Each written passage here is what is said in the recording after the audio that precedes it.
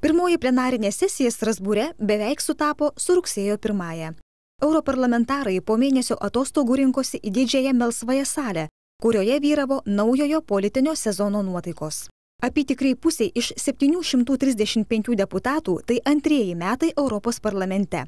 Likusiems tarp jų ir Justui Paleckiui 6, kitiems 11, 16 ar dar daugiau. Ir vis dėlto ši sesijos pradžia buvo kitokia nei pernai, užpernai ar kada nors anksčiau, teigia europarlamentaras Justas Paleckis. Pirmą kartą Europos parlamento istorijoje komisijos pirmininkas José Manuelis Barrosas pateikė pranešimą apie padėtį sąjungoje. José Manuelis Barrosas, Europos komisijos pirmininkas, pirmą kartą darė pranešimą apie padėtį Europos Sąjungoje. Tai čia toks metinis pranešimas apie tai, kokia padėtis ir kokie ateities darbai laukia.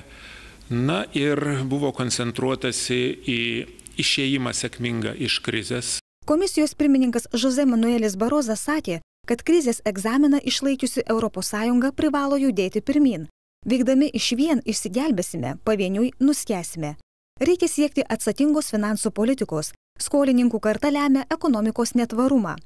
Europos komisija dar šio mėnesio pabaigoje pristatys pasiūlymus, leisinčius tobulinti finansinių rinkų priežiūrą. Pinigų sąjungą, eurozoną būtina papildyti ekonominę sąjungą.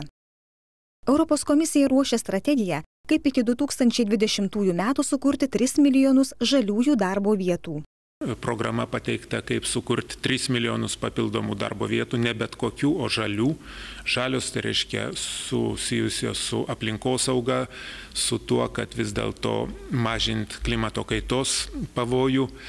Na ir labai svarbus prioritetai, tai yra naujoji finansinė perspektyva, žemės ūkis ar inovacijos, ir čia labai svarbu Lietuvai. Bet kokiu atveju Lietuva, aš įsitikinęs, bus ir po 14 metų taip pat ženkliai remiama kaip ir iki šiol.